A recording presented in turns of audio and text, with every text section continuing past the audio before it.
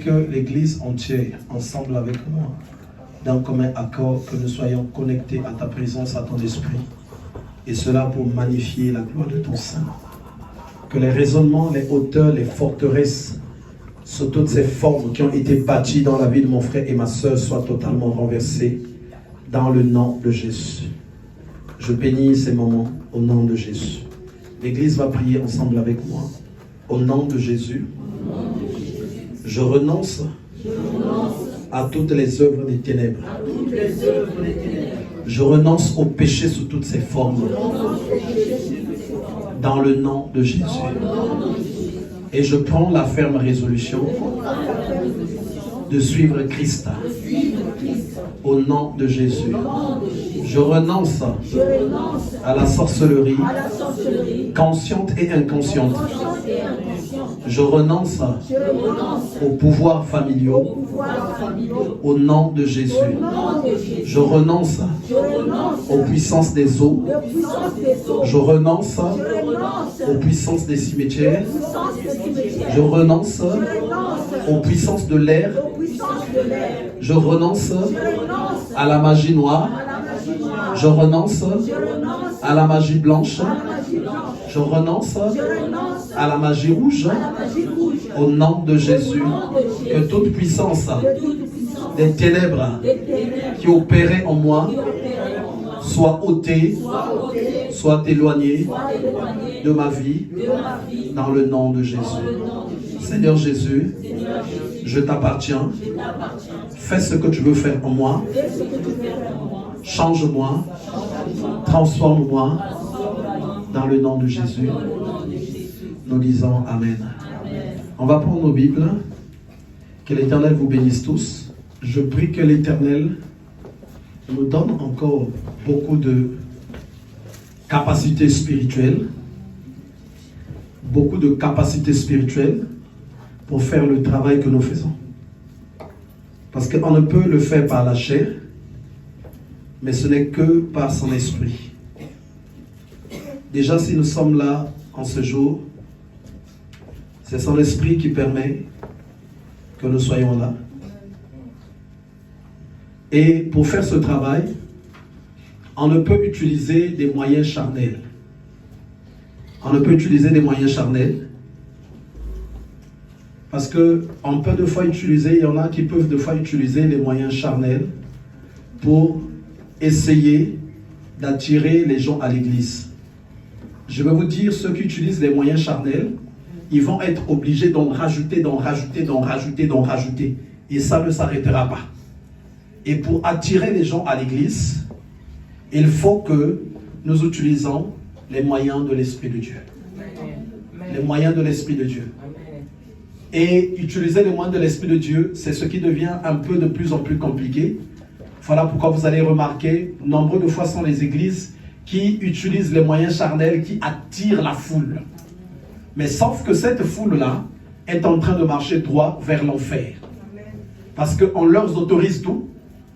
Ils sont dans la permissivité. Ils sont dans moi ce que j'appelle la banalisation du péché. Chaque fois qu'il y a la banalisation du péché, il y a un esprit de serpent qui est là. Parce que c'est le serpent qui a été en premier. Donc ne rentrons pas dans la banalisation du péché.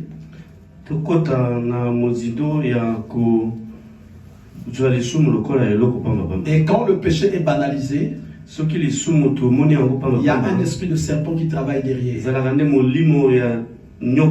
Je peux avoir deux fois des amis qui t'emmènent à banaliser le péché. Le problème, c'est même pas de fois celui qui est en train d'être utilisé pour banaliser le péché. Mais c'est l'esprit qui l'utilise. L'esprit qui est en train de l'utiliser. Je crois que pour ceux qui assistent de fois à certains services, vous comprenez qu'il y a une grande profondeur dans les choses de l'esprit. Ceux qui étaient là le jeudi à Melun, je sais que d'autres étaient partis. Mais on est resté. J'ai prié pour quelqu'un. Et la puissance de Dieu a embrasé tout le lieu qui était. Il y a des manifestations qui se sont passées là. Que je ne peux parler ici. Mais que vous verrez seulement dans des vidéos. Et c'était grave. La sœur qui est arrivée au milieu de nuit il n'y a pas longtemps, elle a été témoin de tout ce qui s'est passé. Je ne sais pas comment elle a dormi, mais je crois que ce que tu as vu, ça doit beaucoup plus emmener à la repentance. On va dire qu'il faut qu'on change vraiment. Et donc, quand on banalise le péché, les gens en fait voient certaines choses qui se passent. Mais en fait, c'est l'œuvre de la chair qui commence à grandir. Mais l'œuvre de la chair rend faible. L'œuvre de la chair rend faible. Quand il y a la chair, la personne va se voir beau. La personne va se voir avec tous les avantages. Mais le monde invisible, quand il le regarde, il sait que c'est un faible. Quand tu t'affectionnes aux choses de la chair, je ne peux pas avoir le dessus sur les démons. Je ne peux pas avoir le dessus sur les sorciers. Je ne peux pas avoir le dessus sur les satanistes.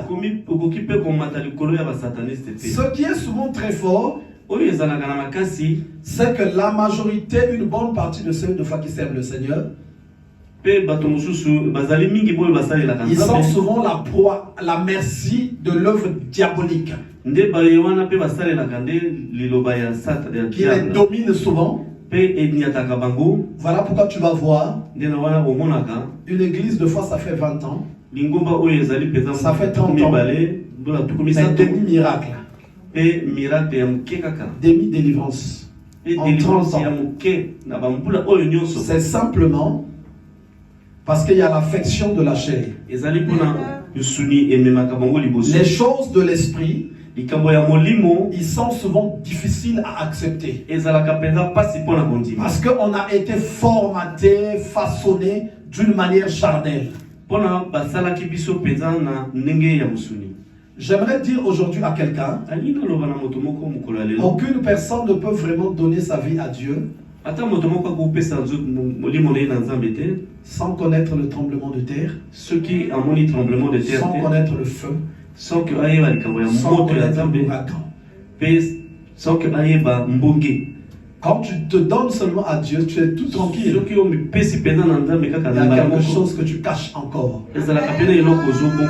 J'aimerais vous donner l'exemple du prophète Élie. Parce qu'avant d'arriver auprès de Dieu, non, tu vas passer par les puissances de la forêt. Vous savez, c'est comme une personne qui prend la résolution de quitter son pays, d'arriver jusqu'à l'Élysée, sans passer par l'aéroport, sans passer par les métros, sans passer par les contrôles. Je ne peux aller à Dieu sans passer sur un certain chemin. Il faut que tu passes par ce chemin-là. Et c'est un chemin compliqué. Celui qui ne passe pas par ce chemin-là, c'est lui qui fait alliance avec certains esprits. Il dit, bon, je n'ai pas envie d'aller chez Dieu. Je ne veux pas de problème. Je vais être en alliance avec les esprits des eaux. Je vais être en alliance avec les esprits des forêts. Je vais être en alliance avec les esprits des tremblements de terre. Mais Élie savait non. Il faut qu'il arrive chez l'Éternel. Premier point, il a rencontré les vents violents qui déchiraient même les montagnes. Mais lui, comme il était purifié, il était préparé à ça. Il est passé. Il a rencontré le feu. Il a rencontré les tremblements de terre. Et il est monté jusqu'à chez Dieu. Souvent, on aime le péché. On le favorise. Les gens aiment souvent être attachés au péché. Mais vous savez, notre vie à nous, ce n'est pas ce que nous voyons. La vie est dans ce qui est dans l'invisible. C'est là même que se passe le véritable jugement. Voilà pourquoi on nous dit ceci dans Ésaïe 54. Toute langue qui se liguera contre vous, vous les condamnerez. Amen. Qui se liguera contre vous en justice, vous les condamnerez. On nous parle de la justice de l'invisible. Il y a des gens, si tu vois que les démons, les sorciers, te condamnent facilement. Ils disent des choses. Tu es bloqué, tu es coincé, tu as été condamné quelque part. Mais comment ils ont pu te condamner avec leur langue? Souvent parce que tu es faible. Et la faiblesse de la personne spirituelle, en fait, c'est sa familiarité avec le péché. La familiarité avec le péché. Nous allons parler d'un message que le Seigneur me donne pour l'église. Et j'aimerais que l'Éternel te fasse grâce que tu comprennes. On va aller dans le livre de Jean. Jean au chapitre 3.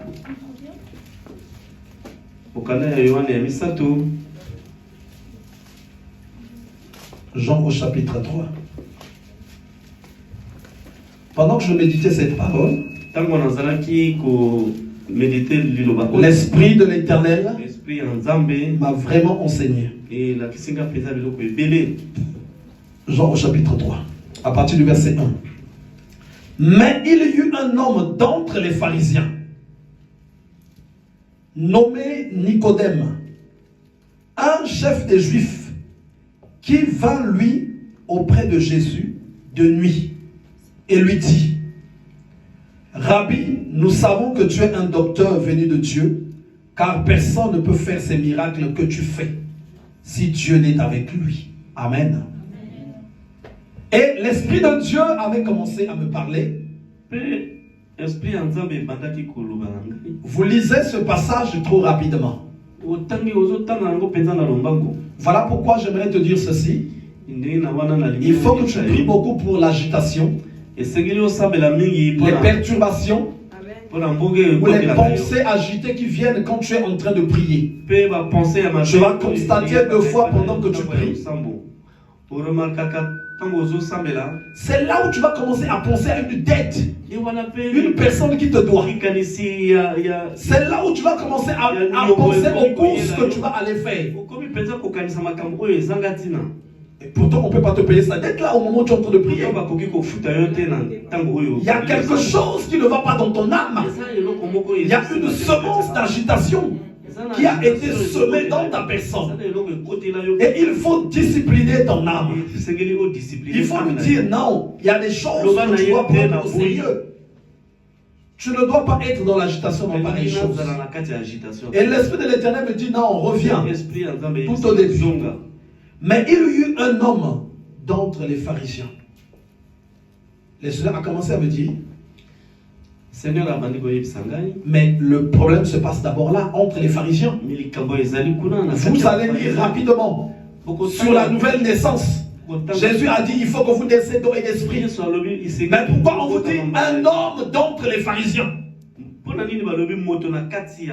Pourquoi un homme d'entre les pharisiens se déplace et venir voir Jésus?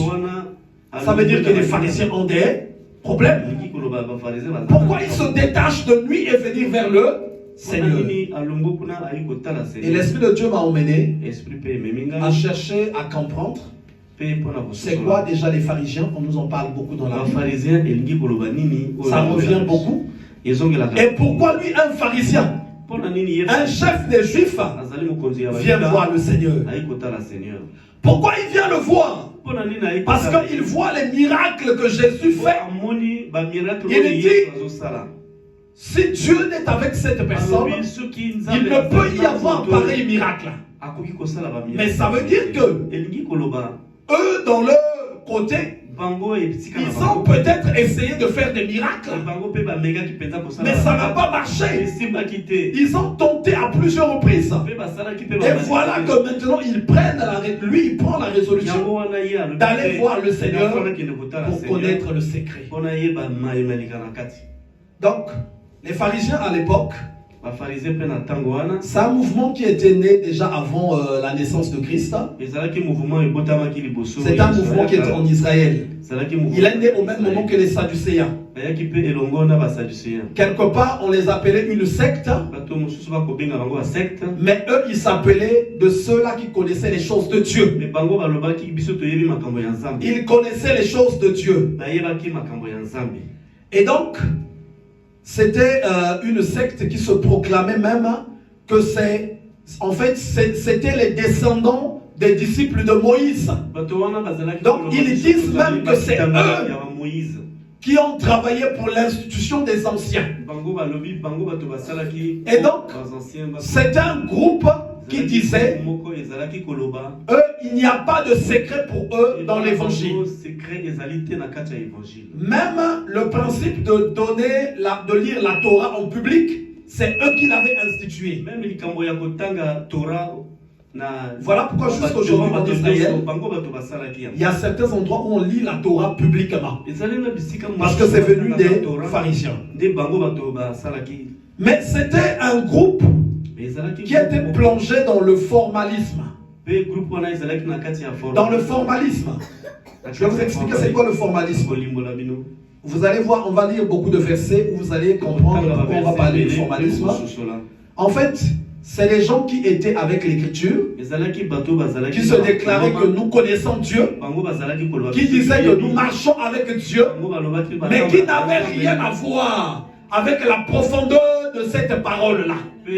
Qui n'avaient pas en eux aucune disposition de se repentir vis-à-vis de cette parole. Donc ils avaient déjà revêtu que nous on connaît Dieu.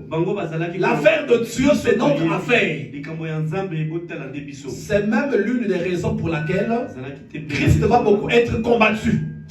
Parce que eux ils connaissaient à la base le Messie. Ils savaient que ce n'est pas ce petit-là qui peut être le Messie. Mais eux, ils avaient une autre vision du Messie. C'est des gens qui scrutaient les Écritures. Et parmi eux, Nicodème était un chef. Et quand on va lire dans certains versets bibliques, les sacrificateurs dans le temple, en majorité, c'était des pharisiens. Et donc là, c'est un pharisien qui va se mettre de côté, qui va venir voir Jésus et va lui dire, nous savons que personne ne peut faire ce que tu fais si Dieu n'est avec lui. Vous allez voir, avant la venue de Christ, tout Israël était dans les pleurs. Il n'y avait pas de consolation. Il n'y avait rien qui se faisait. Mais les pharisiens étaient là. Ceux qui disaient que nous connaissons cette histoire-là, nous la lisons. Nous savons comment les choses vont se passer. Et donc, ce peuple-là, au milieu de la souffrance, quelque part, les gens les regardaient. Mais quand est-ce que va venir la consolation? Quand est-ce que va venir la solution? Mais ils ne savaient quoi dire, bien qu'ils étaient en train de scruter les Écritures. Voilà que maintenant va paraître quelqu'un qui va commencer à faire des miracles, qui était en train de les dépasser. Pourquoi les miracles de Christ vont les dépasser? Vous allez voir un endroit même, ils vont dire de Jésus que c'est par Belzébul, par le prince des démons qu'il est en train de faire les miracles. Je vous explique pourquoi ils ont dit ça. Parce que eux, ils avaient la clé de l'évangile, la clé de la Torah. Eux, ils étaient en train de scruter point par point. Quand on va lire dans les Écritures, ils savaient qu'on ne pouvait pas manger sans se laver les mains. Et au milieu des pharisiens, si tu te manges sans te laver les mains, en tout cas, tu vas être lapidé même. Eux, ils ne jouaient pas. C'est un peuple qui était strict, un peuple qui était sévère.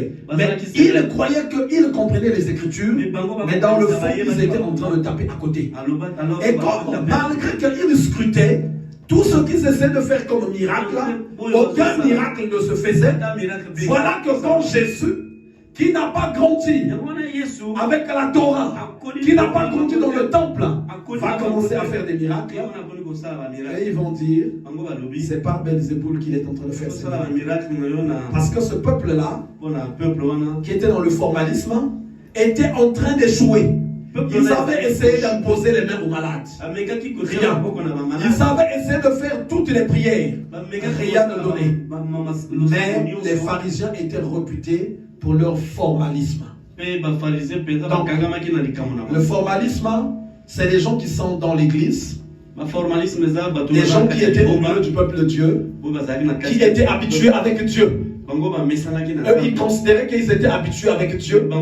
Ils considéraient que Dieu c'était leur ami.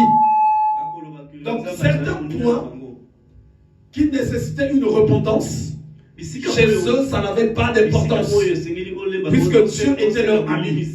Mais cependant, arrivé au niveau du miracle, les choses étaient bloquées. Et ils avaient un cœur bloqué au point où ils n'avaient même pas le temps d'aller en repentance. Et donc ce chef de pharisiens, lui il va dire, moi c'est la nuit que je vais aller voir Jésus et lui dire que personne ne peut faire ce qu'il fait si Dieu n'est avec lui. Dans le livre de Jean au chapitre 9, et on reviendra sur Jean 3. Vous allez voir un peu ce qui va se passer. Jean au chapitre 9, à partir du verset 1. Jésus vit en passant un homme aveugle de naissance. Suivez très bien. Ses disciples lui posèrent cette question. Rabbi, qui a péché, cet homme ou ses parents, pour qu'il soit né aveugle? Jésus répondit, ce n'est pas que lui ou ses parents ont péché, mais c'est afin que les œuvres de Dieu soient manifestées en lui. Il faut que je fasse, tandis qu'il est jour, les œuvres de celui qui m'a envoyé. La nuit vient où personne ne peut travailler. Pendant que je suis dans le monde, je suis la lumière du monde. Après avoir dit cela, il cracha à terre et fit de la boue avec sa salive. Puis il appliqua cette boue sur les yeux de l'aveugle et lui dit, va et lave-toi au réservoir de Siloé, nom qui signifie envoyé. Il y alla, se lava et s'en retournant, voyant clair. Ses voisins et ceux qui auparavant l'avaient connu comme un mendiant disaient, n'est-ce pas là celui qui se tenait assis et qui mendiait? Les uns disaient, c'est lui. D'autres disaient, non, mais il lui ressemble. Et lui-même disait, c'est moi. Amen. Amen. Donc, Jésus, dans sa toute puissance, va prier pour cette personne. Aveugle de naissance, il va cracher au sol, il va prendre de la boue, il va mettre sur ses yeux, il va te laver, il va se laver et il recouvre la vue. Et quand il va revenir cet homme, et la confusion commençait à rentrer, il y en a qui disaient que non, ce n'est pas lui, il y en a qui disaient que c'est lui, il lui ressemble, lui-même il va dire que c'est moi. Au temps où on était, les pharisiens avaient donné des consignes. Tous ceux qui devaient se déclarer publiquement de Christ,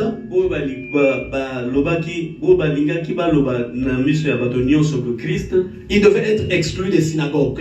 Et ils avaient un grand pouvoir. Et pour eux, un miracle, c'était une humiliation qu'ils recevaient parce qu'eux, ils n'arrivaient pas à faire de miracle. Ça ne passait pas. Et donc cet homme, quand il revient, finalement après un grand mouvement va commencer à se mettre en place, et une grande bataille va se déclencher entre les pharisiens et cette personne. Il répondit, l'homme qu'on appelle Jésus a fait de la boue à moi mes yeux et m'a dit, va au réservoir de Siloé et lève-toi. J'y suis allé, je me suis lavé et j'ai pu voir. Il lui dit, où est cet homme? Il répondit, je ne sais. Il menait vers les pharisiens celui qui avait été aveugle. Parce qu'il y avait une bataille qui était là. Ils vont le prendre, ils vont l'emmener chez les pharisiens.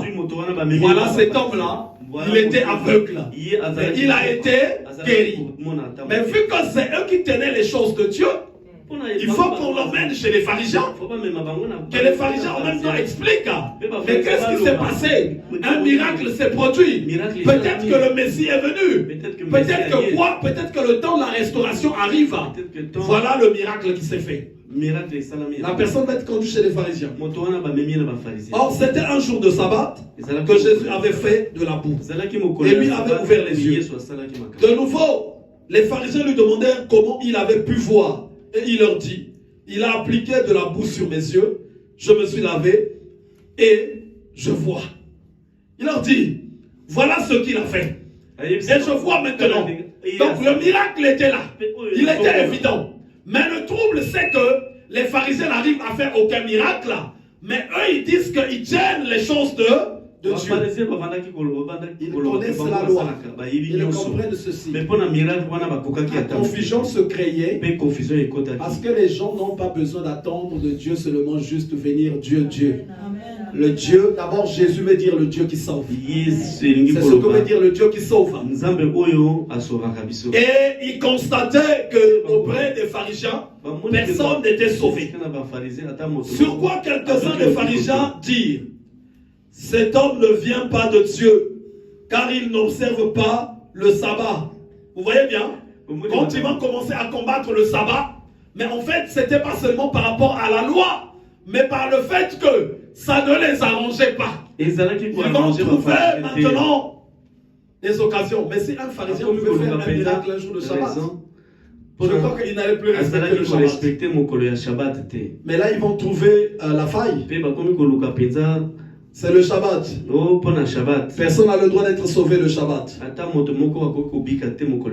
Car il n'observe pas le Shabbat. D'autres maintenant vont dire, comment un homme pécheur peut-il faire de tels miracles? Ça, c'est d'autres maintenant qui commencent à dire. Un pécheur ne peut pas faire un pareil miracle.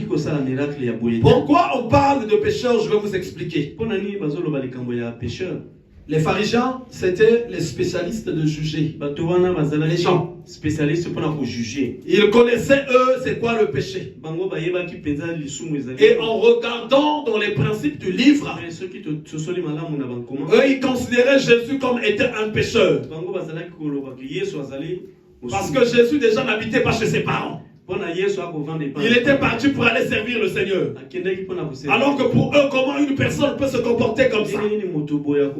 Il y a beaucoup de choses qu'ils voyaient et ils disaient que Jésus était un pécheur. Mais pécheur qu'il était, aucun miracle ne se faisait du côté des pharisiens.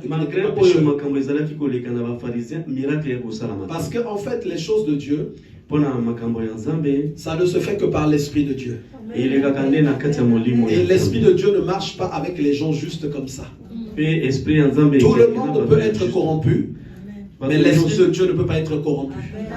L'Esprit de Dieu ne peut pas être corrompu. Ce n'est pas possible.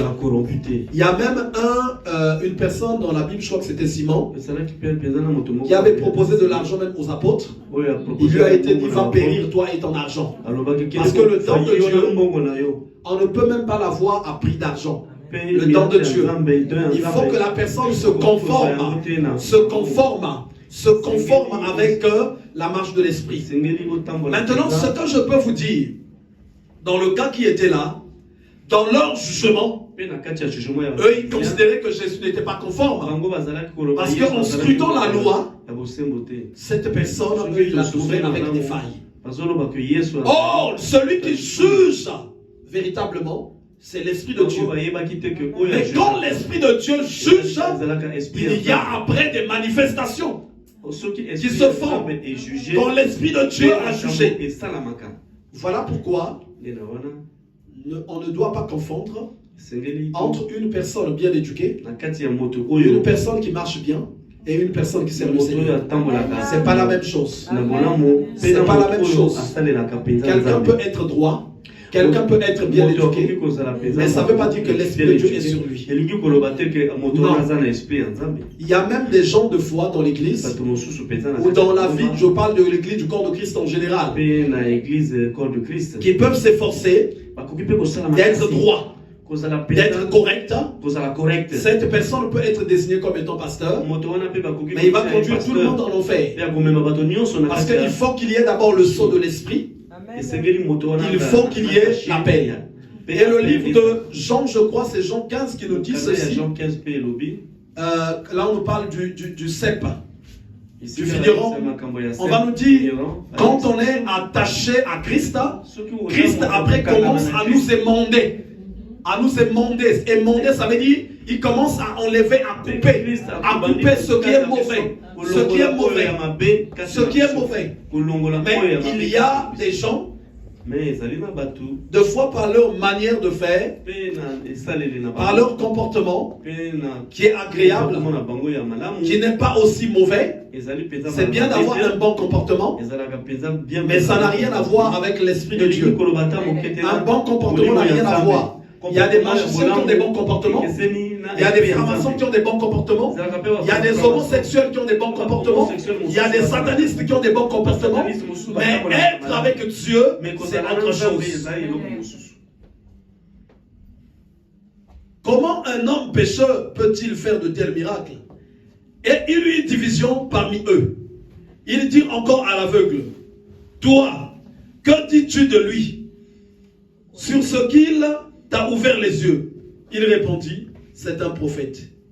Les Juifs ne crurent point qu'il avait été aveugle et qu'il avait pu voir jusqu'à ce qu'il ait fait venir ses parents. Et il les interrogeait, disant, est-ce là votre fils que vous dites être né aveugle? Comment donc voit-il maintenant? Ses parents répondirent, nous savons que c'est notre fils et qu'il est né aveugle. Mais comment il voit maintenant, ou qui lui a ouvert les yeux, c'est ce que nous ne savons, c'est ce que nous ne savons. Interrogez-le lui-même. Il a de l'âge, il parlera de ce qui le concerne. Il dit non, nous on sait que c'est notre fils, on sait qu'il est né aveugle. La question posée-le lui, qu'il lui dise vous, qu'il dise lui-même qu'est-ce qui s'est passé. On ne sait pas qui lui a ouvert les yeux. Parce qu'en fait, là, il y a une grande confusion qui était née. Entre les pharisiens et Christ. Les pharisiens, ce sont ceux-là qui tiennent les choses. Ce sont ceux-là qui ont les choses en main. C'est eux qui connaissent les choses de Dieu. Mais un miracle est arrivé. Ce miracle-là, il est en train de les troubler. Donc même les parents sont appelés. Mais tout ce qui était en train de se passer, parce que les pharisiens étaient dans le formalisme. Eux, ils ne voulaient pas rentrer dans les Écritures. Mais eux, ils voulaient marcher avec Dieu tel qu'ils étaient. Ses parents dirent cela parce qu'ils craignaient les Juifs. Car les Juifs avaient déjà convenu que si quelqu'un reconnaissait Jésus pour le Christ, il serait exclu de la synagogue. Vous voyez bien?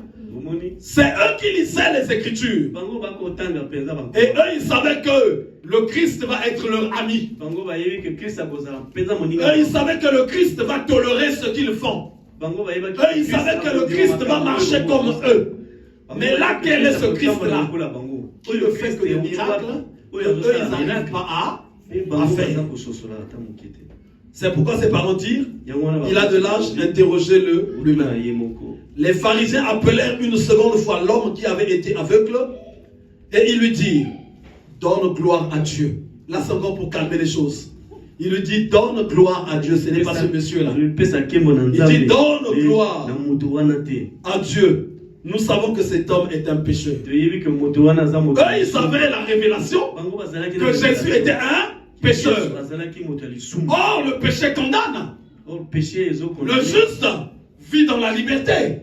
dans le miracle, dans les percées. Mais comment est-ce qu'eux ils confirment que c'est un pécheur? Mais le miracle est là. Parce qu'en scrutant les Écritures, eux ils savaient que pour marcher avec Dieu, il faut pétorer ça là. Ils avaient des règles à eux. Mais Jésus n'était pas dans ces règles parce que Jésus savait que marcher avec Dieu, c'est une affaire de l'Esprit de Dieu. Il faut que l'Esprit de Dieu descende et que tu marches avec lui.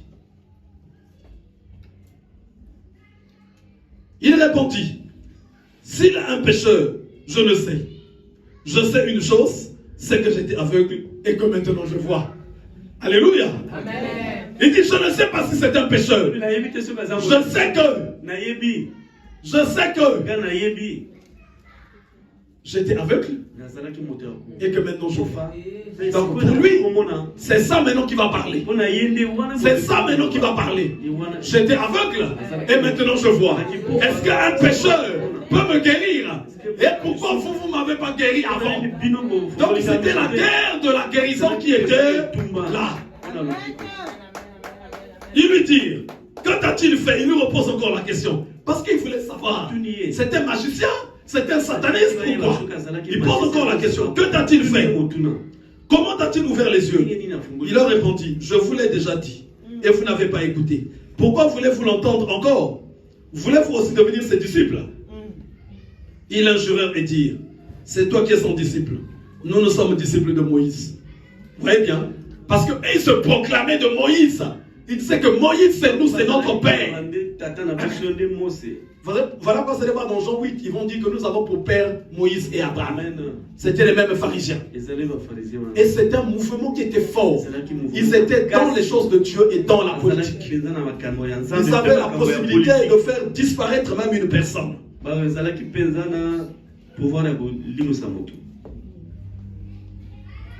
Nous savons que Dieu a parlé à Moïse, mais celui-ci, nous ne savons d'où il est. Ils disent, on ne sait pas d'où il est celui-là. Il ne dit pas les choses de Moïse, il ne fait pas les choses de Moïse, et il fait le miracle. C'est souvent les docteurs de la loi que nous voyons aujourd'hui. Il parle beaucoup de la loi. Je suis docteur de Dieu. Il va s'asseoir dans l'église. Il va parler, il va parler, il va parler. Je suis un docteur de Dieu. Les gens n'ont pas de délivrance. Il faut que tu ailles voir Jésus. Comme Nicodème. C'est pas grave. Va le soir quand les gens dorment. Très tard.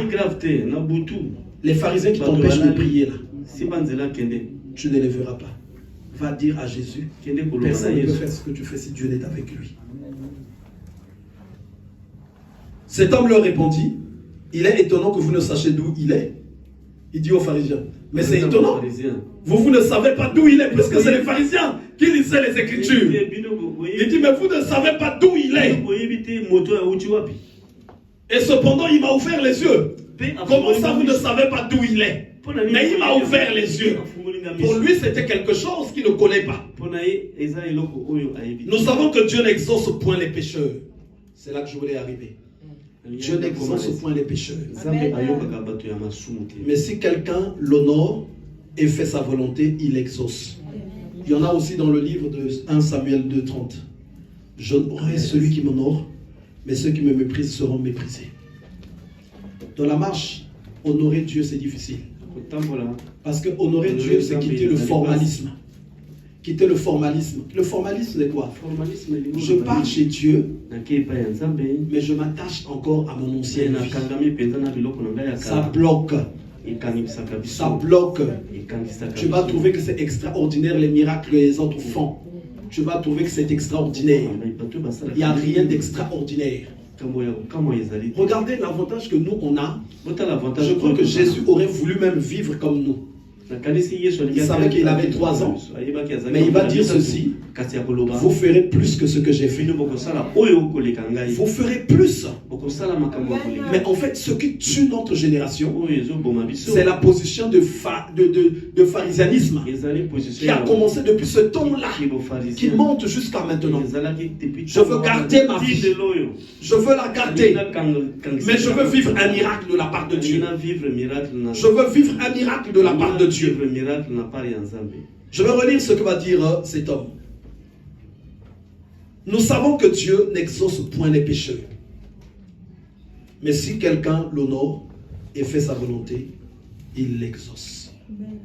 Si tu honores Dieu, vous savez, j'aimerais dire aux gens, deux fois tu combats un combat pour avoir un miracle sur une situation.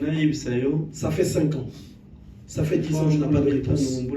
Mais il te suffirait de voir de 5 minutes où tu prendras la décision d'abandonner le péché. Que tous les 10 ans là, que tu passes dans les batailles, soient réduits en un rien de temps.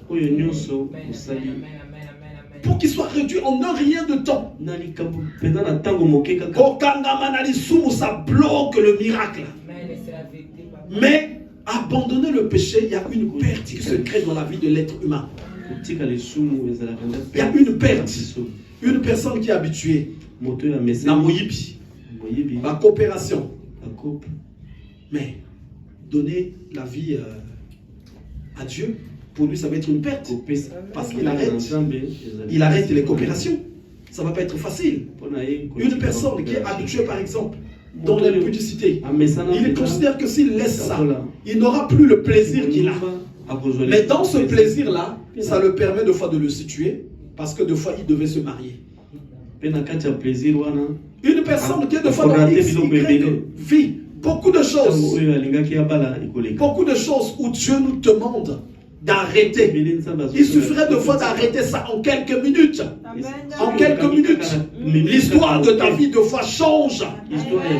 L'histoire de ta vie change. Nous savons que Dieu n'exauce point les pécheurs.